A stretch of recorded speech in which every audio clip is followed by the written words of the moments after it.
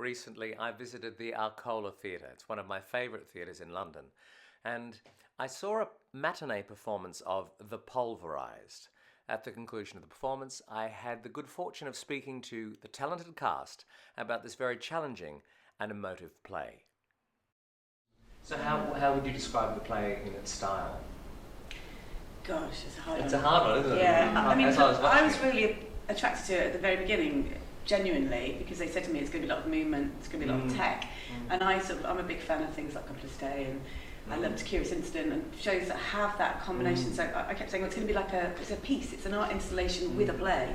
I found that really appealing. It's had its challenges as an actor to work with, getting used to being with it all, but I really I found myself watching like bits of the set and things as you were talking. That's what should happen. Idea, it's an experience of what these people are living in their life, and it's bringing them all together. I think a bit more rather than a naturalistic duologue all the time.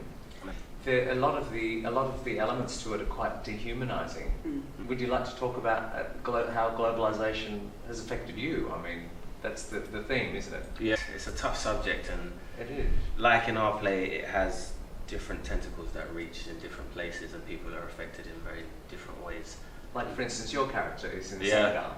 Yeah, in the call centre in Dakar.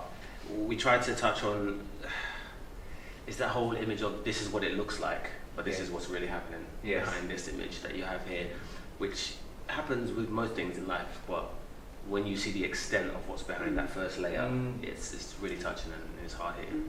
Because the subject strikes me as one, like a lot of subjects for really great drama, it's something that we know a great deal about, but in some regards probably don't realise how much it affects us. Yeah, it's shocking hearing the monologue that Rich has when he's in the airport. He talks about brutal. Pinky, and I bought things from H&M, I bought things from Decathlon, and it was really quite shocking to hear the reality of it. It makes you realise how complicit you are actually in the bad things in the world, and how sometimes it's easier to just go, well, I mean, they need the money, right? And else is doing it. Someone else, and if it's not me, it's someone else, which is it's really quite hard hitting in that way. It's bold and it's unflinching, and it makes you go, oh, that's kind of me. I do that. We're all complicit, and I think that's what the play says. We're complicit in ways we don't even realise. And yet it's so personal, because the structure of it is done in basic monologues, although there is a lot of interaction. So it's almost like we are very integral to the story of this. Except the interactions are not in the usual sense. No. In that we don't ever make eye contact. None of us make eye contact with each No. other. It's really weird. Really I think that adds to the isolation of it, and that's what what I'm taking from this play is that we're all becoming more and more isolated and less of a community as we become more globally connected, and that's such a terrible shame. And if we don't find ways to sort of connect with each other, where does it end? Where do we as a species end? I suspect globalisation has affected the politics in America. And the vote here for the EU. So it's affecting us a great deal.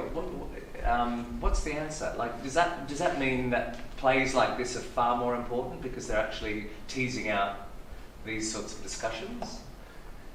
It's something that we know, and we're like, oh, I know about that, but it's easier to detach. Whereas we're kind of putting it in your face. Like the first time I read it, a lot of the stuff that's in the script I knew about, but I was like, wow, I didn't know it was this deep. I didn't know they were suffering or coping in this manner, which it breaks your heart. It's not like, oh, these people are struggling, they don't get paid that much. There's deformities and suicides. And it's not just reading articles, you actually see it. And when we were doing all our research into it, we were watching awful YouTube clips of real factories and the awful working conditions that real people right now are living in. Sometimes that's what it is. You really need to see it, or for something to be pushed. Because we've got so much media and so much information nowadays, isn't it? It's about that's why I think perhaps being in a theatre and being effective is perhaps more important. There was obviously a point in time where we decided it was acceptable to turn a blind eye to it.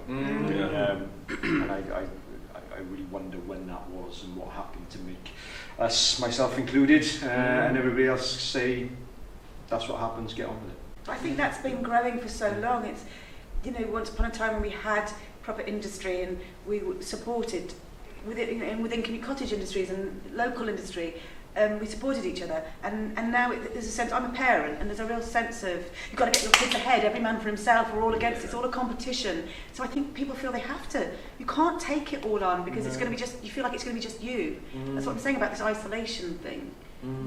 So I think that, Richard's point, that's been growing, and it's getting worse. And another, yes, and a message that I got in the play too is that underneath it all, we are good people. We do want that. You know. What's it like performing here? It's great, lovely theatre, lovely. For someone who hasn't been to the theatre, how would you describe the venue? It's an interesting venue. I think the two spaces are really intimate. Yeah. Whether you're Studio One, the space is bigger than this one that we're performing in, and you can still do a large-scale production, but still it can be a really intimate performance, which is lovely. And the whole vibe in the building is great. Everybody just seems to be happy around here. Yeah. It's experimental here. They don't tend to do safe work. No. Or if they, I mean, they're doing Richard III, of course, a massive classic, but I'm dying to see it because you know there'll be a massive twist. And it's sort of, they do seem to have some sort of agenda a lot of the time, and it's about progression. And I think that's what theatre should be. Just a few words. How do you describe the play? Just in words. After yourself. One word that struck me was gripping. I read that and I thought, it really does grab you. I'll go with emotive. Emotive. Yeah, I agree with that. It's challenging. That's the one I was about to say. There you go, I took your word. I'm literally waiting for Richard to finish his. Sorry. Yeah, I couldn't find mine. Down the summer. Come on, let's do this. Crossword. I mean, look, it's not an easy watch, but it's certainly, hopefully, something that's going to challenge you and make you think when you leave and initiate discussion, which I think any good play should do. Yeah. Really. And it's a brilliantly acted ensemble piece. It really is. Have you got a word for me? Unflinching. Yeah. Unflinching, that's a good one. Good word. Yeah. Thank you very much. So welcome, thank you.